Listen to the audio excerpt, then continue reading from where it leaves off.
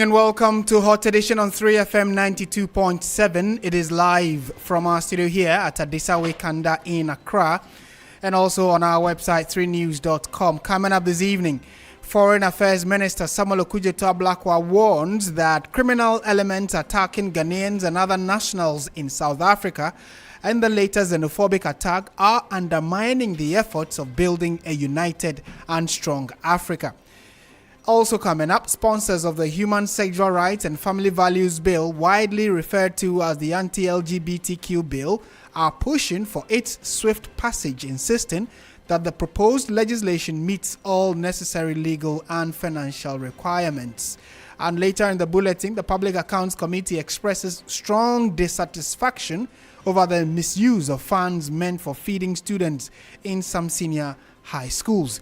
We have details of all of these and more within the next 1 hour, including business and sports. But before we delve into them, let's bring you the news summaries with Grace Hamwa-Ajiman. Hello, Grace. Hi, Martin. Let's begin from the Labour front. An organised Labour is urging government to prioritise strategic investment in key sectors of the economy to accelerate job creation and improve wages, particularly for Ghana's growing youth population. The call comes ahead of this year's May Day celebrations scheduled to take place in the Eastern region. Secretary General of the TUC and spokesperson for Organised Labour, Joshua Ansah, acknowledged recent gains in macroeconomic stability, but warned that the progress has yet to translate into meaningful employment opportunities. Away from that, the Ghana Police Service has arrested 2 suspects in Obuasi for their alleged involvement in a robbery attack and a separate planned operation targeting a distribution company. According to the police statement, the arrests were carried out by the Ashanti South Regional Police Intelligence Directorate following credible intelligence about an impending attack in the area. And the new Ghana national football team head coach Carlos Queiroz says he embraces every challenge, insisting he never truly loses but either wins or learns. Speaking at his unveiling at the Alisa Hotel, the experienced Portuguese technician emphasized that his mindset towards setbacks, noting that defeat only serves as a learning curve as he looks to make an impact with Ghana. And the Environmental Protection Agency, EPA, has issued a firm directive to mining companies, warning that failure to prevent illegal mining within their concessions will attract severe regulatory sanctions.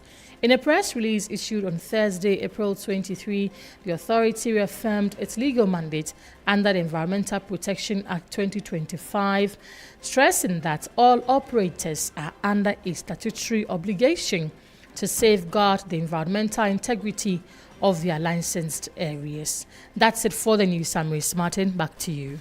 Thank you very much, Grace, and we are settling for the details of the stories soon.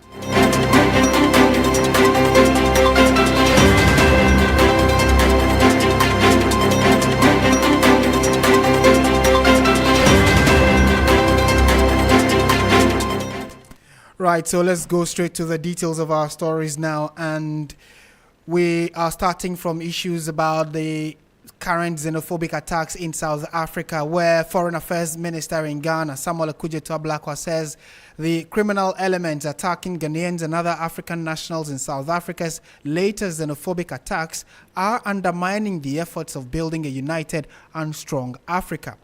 Addressing the media after a crunch meeting with the South African ambassador to Ghana, the minister underscored the role Ghana played in the struggle for freedom for South Africans, indicating that the current acts of perpetrating the attacks must avert their minds to history and Africa unity struggle.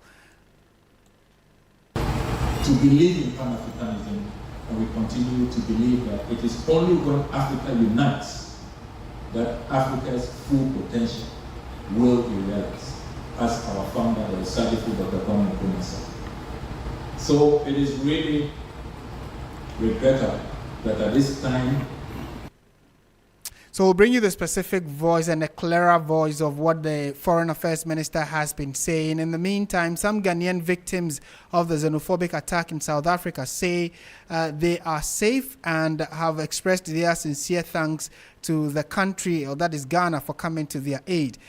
One of them who spoke to us earlier said that the Ghanaian High Commission in South Africa had also been giving them some consular assistance. Let's listen to one of the victims who's been expressing their thoughts to us regarding the recent attacks in South Africa. Ima came over today. We've had extensive discussions. I have also expressed the goodwill from His Excellency the President and also the Honorable Minister, Samuel Okudzeto-Ablakwa, to him that we are here to serve him. We are here to ensure that we protect the interests of the Ghanaian people. Our concern is to make sure that he's okay, and he's right here with us, believing that whatever we are doing diplomatically to solve the problem, we will work together with both governments to ensure that it's done. Ima, who are some kaka obeso kache dana for na. Sasam kaka mekanse nehoye. Yidi ne course and ene jana no moya mesana bets. Anko pando boni ni anto no hoyena. Yes, nene high commission wa hano paya. Ye nyankuta wudi nti ni biaboko. Te pese kache busi ya forso of more Ghana. And there's all my me ba ti je. Ti ame se wa batampa. Wa ba. Ri kwa kuma toya. Amen. Amen. And to encourage the Ghanaian population that the situation is dire, we understand. Let's continue to be law-abiding. Let's continue to respect the rules and regulations and the rules of engagement as migrant citizens in this country. I think that whatever it is that we do, we've always been noted as Ghanaians to be law-abiding. We've always been noted as being people who don't foment trouble. So let's not go that route yet. Let's continue to engage with them. And I'm sure that it's just a matter of time. Everything will be all right. And whatever the Minister, Honorable Okudzeto-Ablakwa, together with the good Minister of Department of International Relations, the Honorable Lamola, are doing, we'll be able to resolve the issue and then we move on. So thank you to all Ghanaians, wherever you find yourself. As your servant leader, I ask you to be law-abiding. I ask you to be patient. We've asked some of you, for example, in Mtata, not to open your shops today. We will be sending that advisory to most of the other provinces where we pick up any information. Our belief is that let's work together to ensure that we don't have casualties. Let's work together to ensure that whatever it is that we do will continue to foster that bilateral relationship that we have between South Africa. And you heard one of the Ghanaian victims in that audio we just brought to you. We will be delving into the specific issues further, but first, the disturbing wave of xenophobic attacks and the tension in South Africa is once again drawing concerns across the continent. Since the end of the apartheid in 1994, a significant number of attacks have been recorded, leaving many with the question, why does this cycle persist? Safwa Boahen of our News Desk report has come through with this report.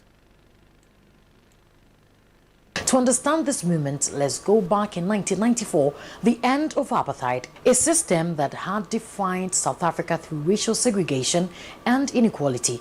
But even in those early years, cracks began to show. By the mid-1990s, migrants, many from other African countries, were already being targeted in townships accused of taking jobs, committing crime, and straining limited resources. In 1998, violence took a shocking turn when foreign nationals were attacked and thrown from a moving train following anti-immigrant protests. By the early 2000s, killings of foreign nationals had been recorded, signaling that xenophobia was not an isolated issue but a growing pattern. Then came 2008, a defining moment. A wave of xenophobic violence spread rapidly across the country, leaving more than 60 people dead and displacing over 100,000 others. What followed was not resolution but repetition. In 2015, violence resurfaced in Durban and other areas. In 2019, it spread once again across major cities including Johannesburg and Pretoria. Each time, the pattern remained the same: frustration, anger, and migrants becoming the easiest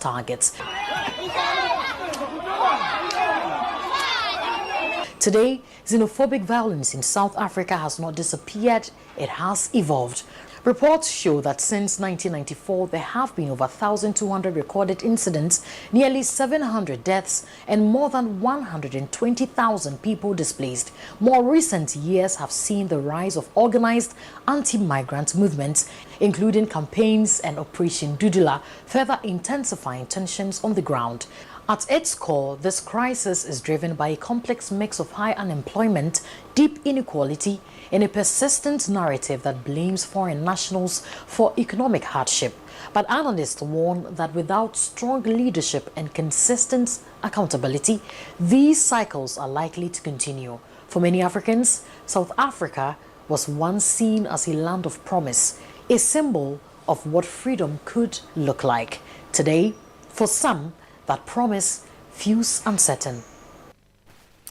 And that report was put together by Safwa Boahene. Now let's go to the phone lines and engage Dr. Paul Appiah, who is an international relations analyst. Doc, good evening. Thank you for your time. Good evening, and thank you for having me this evening on your program. What would your initial reactions be to this development, this recurring development? Many thought that, a few years ago when it happened and the whole continent condemned it, it should have ended there. The leadership of South Africa should have been able to find a solution to it. But it looks as though the issue is repeating itself and even getting worse. How do you analyze this? Yeah, just to give a background as to why a lot of other African nationals find South Africa as a safe haven when it comes to migration. South Africa remains one of the most attractive destinations for African migrants that want to migrate within Africa because the country is relatively more developed in terms of infrastructure and also in terms of job availability. Cities like Johannesburg, Cape Town, Pretoria, Port Elizabeth, Durban can be compared to any developed city in Europe or in the Americas and even in the Asia. So people find South Africa very attractive. Other African nationals find South Africa very attractive because there are economic opportunities in terms of access to jobs, even entrepreneurship, and even markets. The market is relatively larger than most African countries. Income levels are also relatively higher. There's also political and social stability compared to other conflict-inflicted countries in South Africa, based University of Johannesburg, and others. So in terms of education, it also attracts a number of Africans for schooling purposes. So the attraction or the pull factors are there. Despite the attraction, the locals over the years have developed hatred for foreigners. And this stems from the apartheid era, where there was inequality, where we had social classes, and mostly the foreigners, who were mostly the whites, were better off than the local people. That has created or brewed a kind of hatred for foreigners in general. And so even seeing their fellow Africans coming and doing well in the informal sector has also heightened the hatred, and that has evolved into the xenophobic attacks, which heightened into it as we have experienced over the years. Right, and so it clearly tells us that there's something that is attracting the other African nationals to want to, seek greener pastures in South Africa. Why hasn't a nation that has predominantly been so attractive, like you indicated, been able to put systems in place to check some of these kinds of attacks? Because, like we indicated in the beginning, or we all agreed to, this is not the first time people have actually lost their lives as a result of these attacks. Why is there not a solution, or at least a way of dealing with the insecurities of the locals?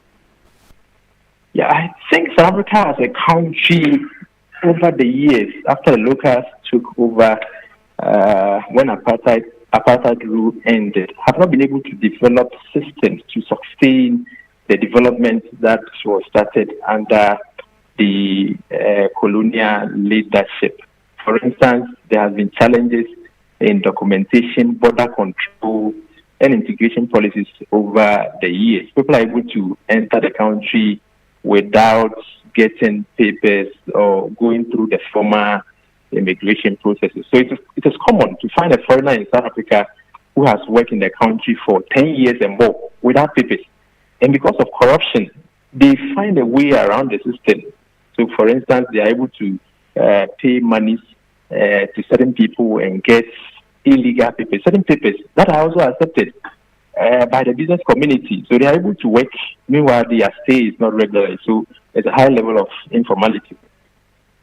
Foreigners staying in the country. And that creates some kind of social tensions. And there's also the notion among the locals that these migrants, when they come in, they are willing to accept any wage level. So what the locals will not take, these foreigners are willing to take. And so they see the foreigners as competitors when it comes to the limited job opportunities that are available. And the fact that systems have not also been regularized has created the leeway for foreigners to troop in, and that has increased the resentment that the locals have for the foreigners. When it comes to social services are limited, and the foreigners think, the locals think that the foreigners are competing with them for the limited social amenities. That has also been one of the causes of the xenophobic attacks. Another issue has to do with informal economy tensions. In most countries, when it comes to trading, the opening of small shops, and informal economy in general, it is reserved for the locals.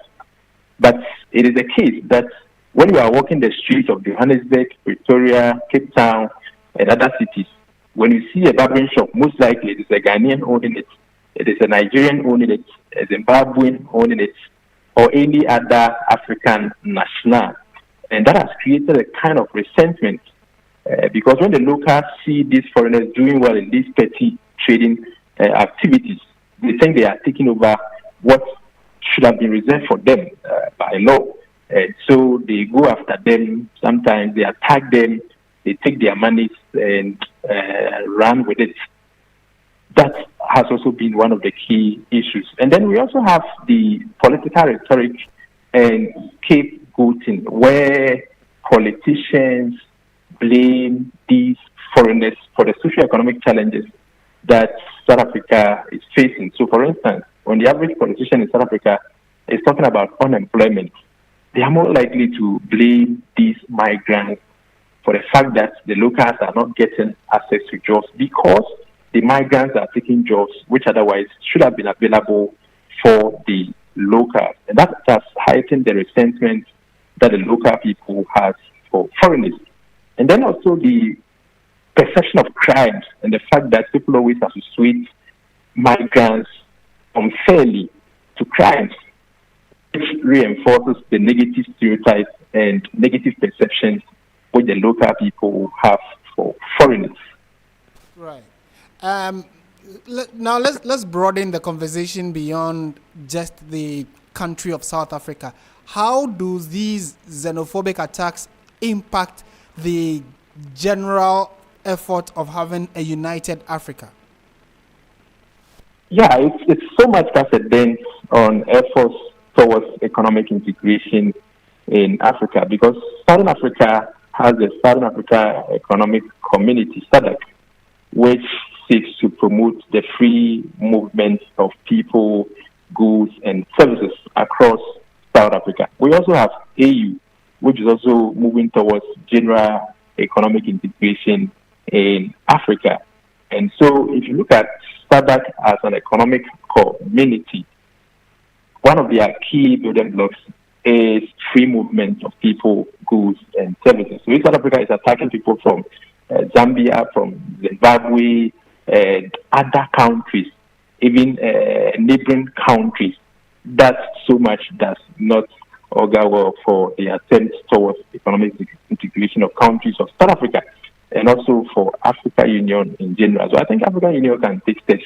But one, we should also, as much as possible, encourage other African nationals that migrate to South Africa to regularize their stay. You can't just move into somebody's country without papers, without regularizing your stay, and you want to stay and work. So as we impress upon South Africa to be more welcoming towards other African nationals, it is very important that other African countries are also impressing upon their citizens that move to South Africa and any other country to find a way of regularizing their stay, such that you are recognized, immigration authorities know you are in there, even your country also know that you are staying in South Africa. So that if something happens to you, at least diplomatic attention can be extended to you. So I think it's two-way affair. African Union, other African governments can impress upon South Africa to be more welcoming to other African citizens.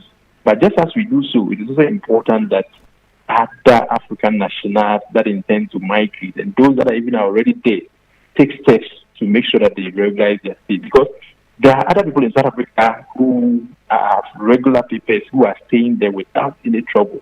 And sometimes even the fact that because of the notion that other Africans or most Africans in South Africa are not staying legally, there's xenophobic attacks even extend to even professors teaching in universities who have regular stay, who have gone through the process, all because there is that perception out there that any other African national in South Africa is not having the right papers to stay. Two final questions, then you take leave of us. It's actually quite troubling, the latter part of your submission, which is that even those who are in the system and regularized their stay, have the right documentation, also are subjected to some of these attacks. You alluded to the role the government can play and what the African Union or the bigger mother body of the continent can play. How can that be done? And is there a gap between what the government says and how the citizens react or understand what the government is saying? Yeah, I think there should be diplomatic engagement between the foreign missions of the other African countries. Recently, there was an immigration policy that for you to, so Ghana, for instance, we are free entry into South Africa without a visa for a stay up to 90 days. But when you are going, you make a deposit of 100 Ghana cedis with the airline you are traveling with. So when you come back, you come for that money. I think that money probably is too little, too small. People can easily forgo that money. So if there is a way to increase that deficit that people pay, I think that so much can go a long way to deter people that want to overstay their visas. That is one way to go about this. And then also, I think for the authorities in South Africa, they should also strengthen their border checking processes and their immigration processes to make sure that people who have intentions to overstay their visas are not coming in. So, for instance, when you look at the neighboring countries, Lesotho, Zimbabwe, and all the other neighboring countries, people are even able to cross the border because security systems at the border are that porous, are not that stringent. So, first, to start with, they should tighten security at the border post to make sure that migrants are not crossing in without checks. That adds so much to the problem. Then for other migrants that enter by air, they should also be checked. So the deficit, as I spoke about, can be increased to make sure that people that want to stay are detained. Because if you pay, let's say, $500 as a deposit, which you are supposed to come back to your country and redeem, that may so much compel you to come back relative to paying $100, which you can easily decide to forgo. And then if Africa is thinking of moving towards a situation where we have complete integration, because I have been in Europe, I've traveled from Germany to Netherlands, from Austria to Germany, from Italy to Austria. When you get to the border, you don't see that you are even crossing the border. All that you see is maybe welcome to Germany. We do not even have immigration officers at the border post. So if Africa really wants to move towards that point where we have total integration, I think we should also break the border barriers. In this day and age, even with ECOWAS having been with us for several years, to cross the border from Ghana to Togo is a problem. Sometimes traders can spend up to 1 hour, 2 hours just trying to cross the border from Aflao to Lomé. Crossing the border from Benin to Nigeria, the semi border. I've traveled by road to Nigeria quite a number of times, and it's a headache. And so if we cannot facilitate this simple movement of people, then how can we be talking about economic integration in Africa?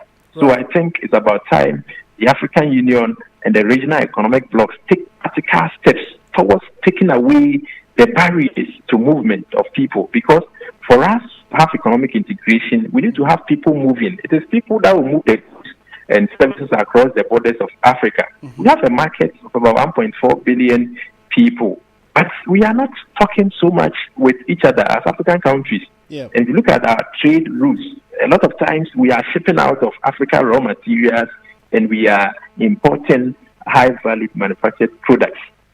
And that does not help. Intra-African trade in this day and age is still just about 13%. Why can't we take steps to break the barrier so that Ghana is trading with Nigeria, Ghana is trading with Togo, South Africa is trading with Zimbabwe, South Africa is trading with Ghana, and we are importing and exporting among ourselves? That will so much insulate us from shocks on the international market. Now, with the closure of the Strait of Hormuz, the conflict in the Middle East, it has so much affected the price of fuel in Africa. Meanwhile, the Dangote refinery in Nigeria has the capacity to refine fuel, petrol, gas, and diesel for all African countries. If we are supplying the Dangote refinery with our crude within Africa, Ghana is supplying, Angola is supplying its crude to Dangote refinery, and we are buying from Dangote refined petroleum products. We are buying from ourselves. We have refineries across Africa. Ghana has the Tamale refinery. Why can't we revive it? Fact that we are refining the fuel that we need to insulate ourselves from international economic shocks. In conclusion, and leaders have a lot to do in terms of addressing some of these challenges that we have. Be brief for me on this last bit. The Foreign Minister Samuel Okudzeto Ablakwa has met with the South African ambassador to Ghana and more or less got him to give an assurance that the government of South Africa was going to do something about these attacks. He even said that the South African president will address the nation later today. We are all waiting to see what exactly he will say regarding this. But what do you make of this meeting, and what kind of outcome are you expecting would be the way forward? Yes, the diplomatic engagements are very essential in the meantime to put a stop to the attacks, because lives are involved. And we are brothers, African brothers. And so if we are doing this to ourselves, what do we expect the Chinese to do to an African on the streets of China? What do we expect South Americans to do to an African on the streets of South America? And so we should show that brotherly love to the international community. Very important. But as we impress upon South Africa to put in place security measures to guarantee the safety of our citizens, I think as a country, we should also embark on a national education to potential migrants, to impress upon them not to migrate to any country through illegal means.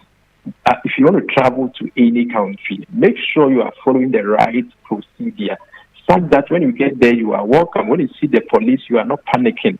You are not living in an underground economy. We should, as much as possible, try to regularize our stay.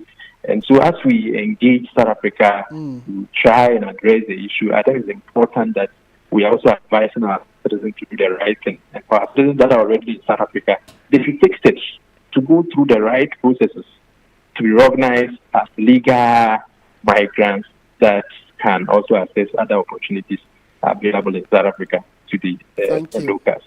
Thank you so much, Dr. Paul Appiah, for your time and your thoughts. Thank you very much. I am a lecturer at Academic City University. You didn't mention that, so just to add that, put that across. Okay. Thank you so much, and we are grateful you made time to speak to us.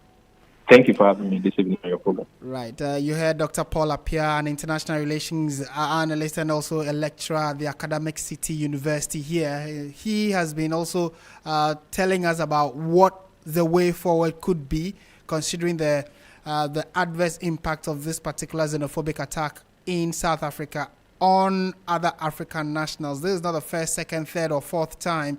This seems to be a recurring danger, which is undermining the effort of economic growth and unity for the continent. Now, I indicated that the Foreign Affairs Minister has been speaking on this. Let's listen to him briefly. Then we'll shift our attention to some other big stories making rounds in Ghana. If I do not comment on the troubling circumstances underway in South Africa, here we are banding together as West Africans, showing that we can work together, we can cooperate, and we can produce results together. Spirit of Pan-Africanism, that is a true spirit of cooperation, which our founding fathers always worked tirelessly to achieve. Earlier today, I held a meeting with the Charge of the South African High Commission in Accra. Yesterday, I had a telephone conversation with my counterpart, the Foreign Minister of South Africa. And in all of those engagements, Ghana has strongly condemned the xenophobic attacks our nationals have come under. I acknowledge that our counterparts in South Africa have expressed regret, have assured us that there will be investigations, and that they will take steps to nip this really condemnable and regrettable xenophobic attack in the bud. I also take note of President Cyril Ramaphosa's pledge to address the country later today to urge that South Africans respect the rights and the dignity of all persons who are living with them as Africans, as human beings. These developments are most depressing because as Africans, we all know the role we played in assisting South Africa to defeat the apartheid regime. Right here in these hallowed grounds, the precincts we find ourselves, this used to be the International Students Hostel. We hosted a lot of freedom fighters from South Africa and many parts of Africa. Ghanaian taxpayers took care of the scholarships they were provided, the meals they were provided. We issued passports, Ghanaian passports, when they were declared stateless and when they could not travel freely. We issued Ghanaian passports to them, right here in these premises. We extended support, financial support, to the ANC. All of us as African leaders must condemn that. So you heard excerpts of what the Foreign Affairs Minister said regarding his meeting with the South African ambassador to Ghana. Some messages have been coming in on our Facebook stream. Aaron Babako says, good evening. We call upon the South African authorities to halt these unilateral actions and engage in immediate diplomatic dialogue with Ghana to ensure the dignity and safety of all migrants. Furthermore, we urge the Ghanaian government to intervene decisively, protecting its citizens abroad while addressing the underlying issues that drive such migration. It is time for both nations to prioritize cooperation over confrontation to sanitize our regional relations. Your comments are also very welcome. Do send them to us on our social media pages. Facebook is where this bulletin is streaming. We are also on YouTube and on Twitter. Away from that to Parliament now, and sponsors of the Human Sexual Rights and Family Values Bill, widely referred to as the Anti-LGBTQ Bill, are pushing for its swift passage, insisting that the proposed legislation meets all necessary legal and financial requirements. At the start of public consultations aimed at gathering stakeholder input, the sponsors emphasized that Ghana should take inspiration from other African countries that have enacted similar laws. Shaibu Mahama is the chairman of Parliament's Constitutional and Legal Affairs Committee. This bill was introduced some time back, but with a fraction of time, many other things would have happened. Many events would have changed stuff. And so for us, it's a blessing in disguise. So if there were some clauses that were missed out in considering at the last sitting of Parliament before the Parliament lapsed, we have the opportunity of incorporating, deleting, amending, or reshaping the nature of the bill. We take cognizance of the rights of individuals who may be affected by this, and we're making the provisions in such a way that no individual, no Ghanaian's rights are going to be infringed upon. We also take note of existing legislation that has already taken care of some of the clauses that we'll be looking at here. And so this is going to be comprehensive. It's back on the back burner again, and today we start with that. You heard Shaibu Mahama, who is chairman of Parliament's Constitutional and Legal Affairs Committee. Now, a proponent of the Human Sexual Rights and Family Values Bill, John Ntimfojo, argued that the bill can be expedited without any compromises. I do not think that this bill should be subjected to fresh national dialogue. In fact, all the CSOs and all the concerns most of them have gone through are the same concerns that came up in the first cycle of this bill. The same, all the CSOs who have come today are the same CSOs and stakeholders who participated. And so there is no reinventing the wheel. There is really nothing broken in this bill to be fixed, and for which it should be expedited. And in expediting, we are not also indicating that certain shortcuts should be entertained. We can expedite this bill in a day without compromising any part of our procedures, so long as our standing orders are concerned and so long as the Constitution of Ghana are concerned. And therefore, we would appeal to the leadership that in your magnanimity and in line with the overwhelming concerns of the public who are eagerly waiting for the same bill to be passed. John Ntimfojo is an MPP member of Parliament and also one of the lead proponents of the anti-LGBTQ bill. Let's listen to Sam George, who is also one of the leading members when it comes to this bill that was sent to Parliament via a private member's bill. And then now we are told that government wants to actually lead the bill and relay it in Parliament, for which reason today's dialogue session has taken place. Let's listen to what Sam George also said at the meeting. Uganda has replicated our bill, gone ahead to pass it. Senegal has done the same, passed it, and even reviewed their bill to increase the sanctions. And let us be clear, it has not brought any economic sanctions on any of those countries. And so it is important that I believe that we have done this, but we will respect the processes. The processes for the passage of a private member's bill must be respected to the letter through every single phase. So even though we want expediency, I will urge that we do what the letter of the law says is the process. Let me reiterate the fact that as for the clauses, we have gone through them, we've masticated them, we will go through them expeditiously, and there is nothing new. I have seen a few suggestions that have come. We can look at the merits or demerits, but the body of the law, Mr. Chairman, remains the same. The calls from very respectable groups like the Catholic Bishops' Conference are very well placed because of how sensitive and important this is. From the office of the Chief Imam, very important calls have been made. We've been told by the Chief Imam spokesperson that the Chief Imam's pleasure is to see this bill passed before he is called to his maker. I believe that Parliament has a responsibility to grant the Chief Imam his wish and grant the Catholic bishops their wish by making sure we do what we have to do expeditiously and placing this before President Mahama. And then we can collectively demand that President Mahama signs the bill. I have all the assurances that he will do the necessary when we place the bill before him.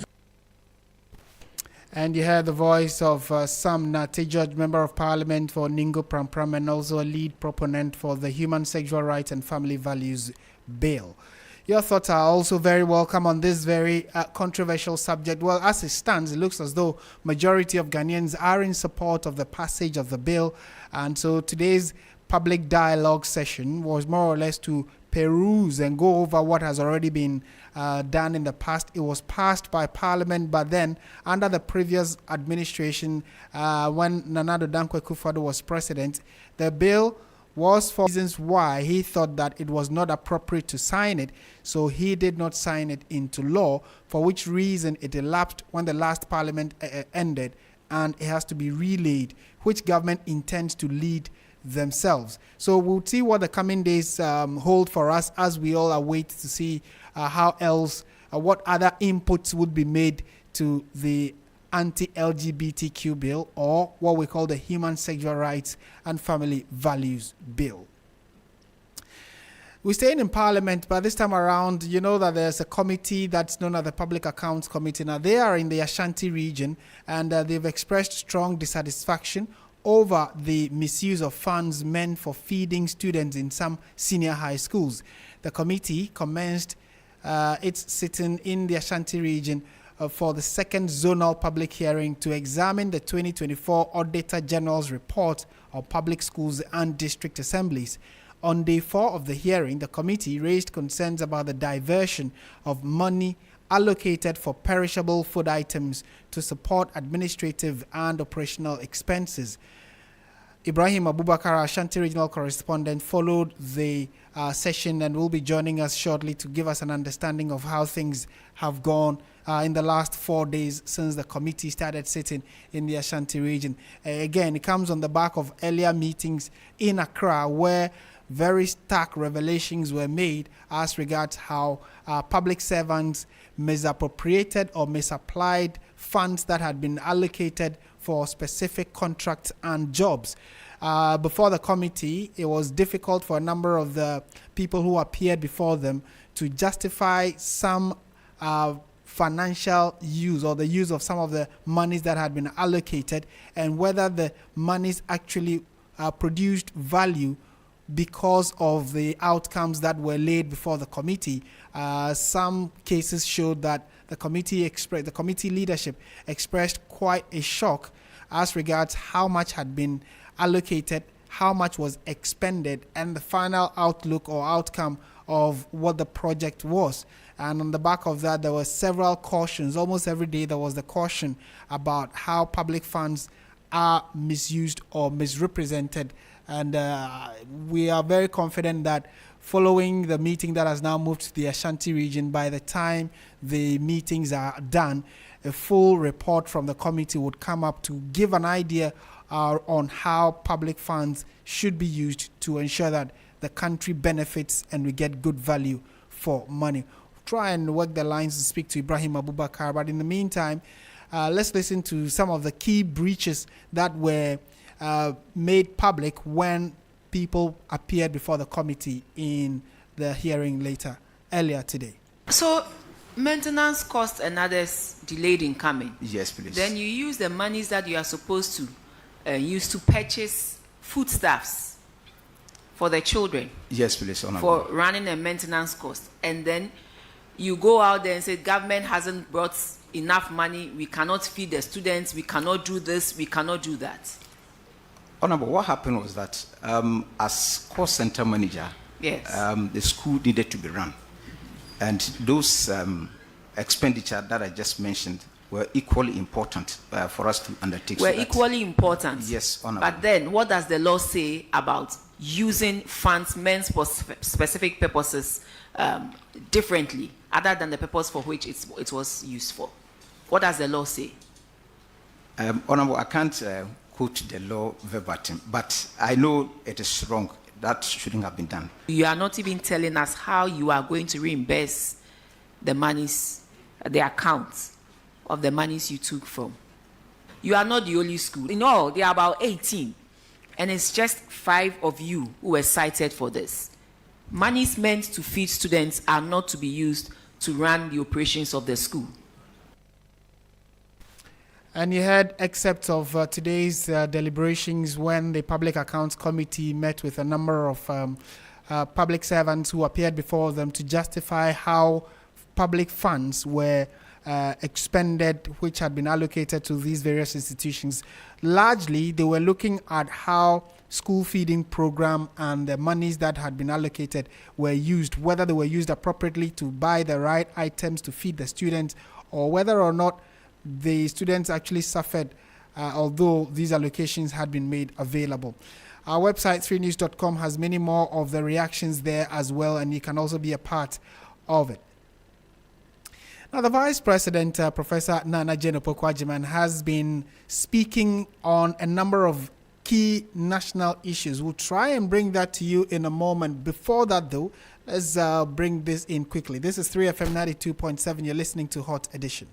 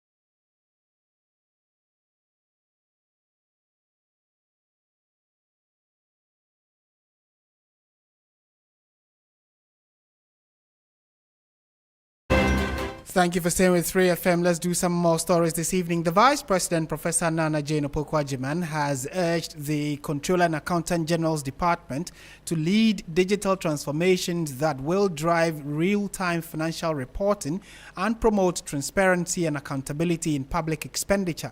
She noted that such reforms are essential for delivering tangible results, including increased investment in infrastructure and broader socio-economic development, addressing the department's annual conference in Koforidua.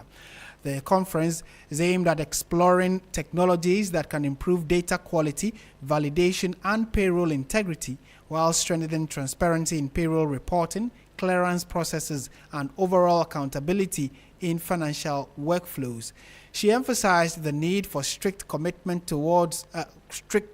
controls to prevent financial irregularities, stressing the importance of eliminating ghost names on government payrolls, noting that such measures are critical to broader national transformation agenda. Lead the digital transformation of government accounting systems, ensure strict commitment control and prevent arrears, strengthen payroll integrity and eliminate ghost names, drive real-time financial reporting, and support transparent, accountable public expenditure systems. Such reforms deliver results like the investment in infrastructure under the Big Push, expanded education, health and social protection, and, of course, job creation. This is the essence of judicious fiscal governance. It turns policy into impact and resources into development outcomes. Vice President Professor Nana Jane Opoku-Agyeman will now then take us into the world of business. Bismarck Ousa is standing by to let us know what's happening. This is 3FM 92.7.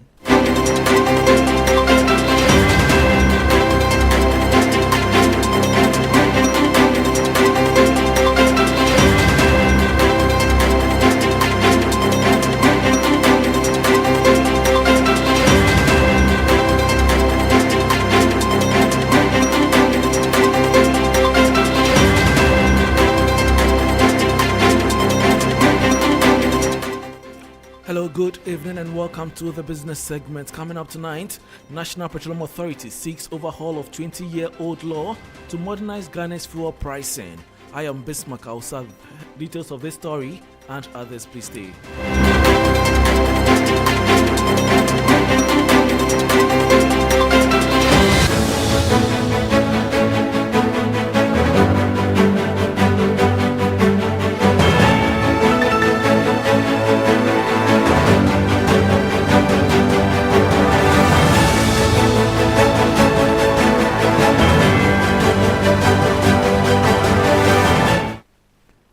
Thanks for your company. Now to the details. Ghana's downstream petroleum sector is on the average or verge of a major legislative reset. The National Petroleum Authority (NPA) has proposed a new bill to Parliament that would repeal and replace the NPA Act of 2025 or 2005 Act 9691, aiming to streamline fuel pricing and modernize infrastructure funding. Addressing Parliament's Energy Committee, NPA Chief Executive Edudzi Tamaklo argued that while the existing law has served the country for 2 decades, it has become inadequate for the evolving complexities of the modern market. At the heart of the proposed reforms is a plan to simplify the often criticized fuel price build-up. The bill seeks to merge the Unified Petroleum Pricing Fund and the primary distribution margin into a single entity, the Distribution Fund. Moving on, President of the Association of Ghana Industries, AGI, Dr. Kofi Nsiapoku has called for a clear and transparent rule on access to credit in Ghana. Speaking at a sensitization workshop on borrowing and lending organized in collaboration with the Bank of Ghana, Dr. Nsiapoku said credit must be cost-effective and inclusive to truly support businesses. Clearer guidelines, he argued, would help level the playing field and ensure more entrepreneurs can access affordable financing. Microeconomic stability has a positive bearing on lending rates. Your presence therefore underscores the importance of collaboration between industry, regulators, and financial institutions in strengthening Ghana's credit environment. The Borrowers and Lenders Act 2020 represents a major step forward in promoting responsible lending, protecting borrowers' rights, and enhancing transparency and efficiency within our credit system. For businesses, especially small and medium enterprises, access to finance remains a critical pillar for growth, expansion, and sustainability. However, access must be supported by clear rules, mutual accountability, and a shared understanding of rights and obligations.